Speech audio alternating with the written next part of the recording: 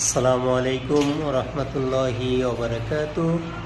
Pacific electric and ইলেকট্রনিক্সের পক্ষ থেকে আপনাদের স্বাগতম। আপনারা যে যেখান থেকে ভিডিওটি দেখছেন সবাইকে আন্তরিক মোবারকবাদ। ভিডিওটি হলো যারা কাজ করে এবং যারা কাজ করায় উভয় পক্ষের জন্যেই। এই যে আমরা দেখেন ওয়াল কেটে পাইপ ফিটিং করছি, বোর্ড ফিটিং করছি। আমার পাইপ ফিটিংটা দেখেন, এই যে জয়েন্ট বক্স দিছি, জয়েন্ট বক্স দেওয়ার পরে এদিক দিয়ে এসে ব্যান হয়ে ডাইরেক্ট সুইচ বোর্ডে চলে আসছে, আর নিচে এসে পাওয়ারে চলে আসছে স্ট্রেটভাবে।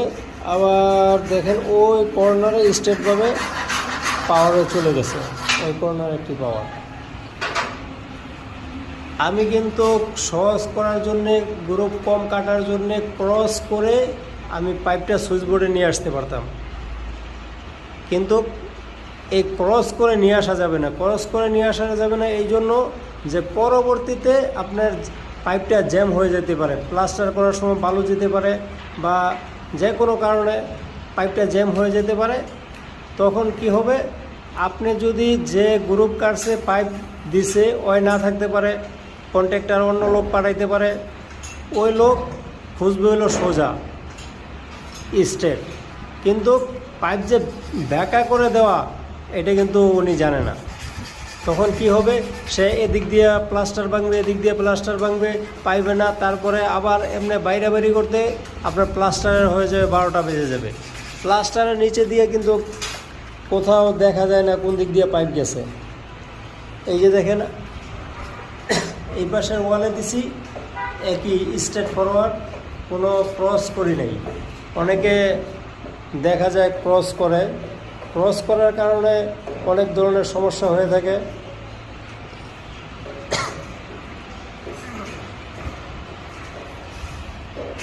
তারপরে এই রুমটা প্লাস্টার হয়েছে, দেখেন এই রুমটা প্লাস্টার হওয়ার পরে আপনার পাইপ কোথা দিয়ে গেছে কিন্তু আপনি বলতে পারবেন না। এই যে দেখেন, এই যে নিচে একটা পাওয়ার আছে, উপরে এই রুমের সুইচ বোর্ড, কিন্তু পাইপ আমি সোজা নিলাম না ব্যাকা নিয়ে আসলাম এটা কিন্তু এখন বলা যাইতেছে না।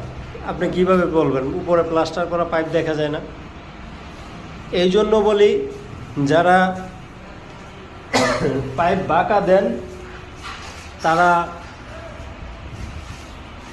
আসলে পাইপগুলো বাঁকা করে দিবেন না। অল্প একটু বেশি কাটতে হইলেও একটু বেশি কেটে তারপরে পাইপটা দিবেন, পাইপ বাঁকা দিবেন না। পাইপ বাঁকা দিলে অনেক ধরনের প্রবলেম হয়ে যায়। পরবর্তীতে তার টানতে গেলে আপনি গ্রুপ কাটছেন, আপনি নাও থাকতে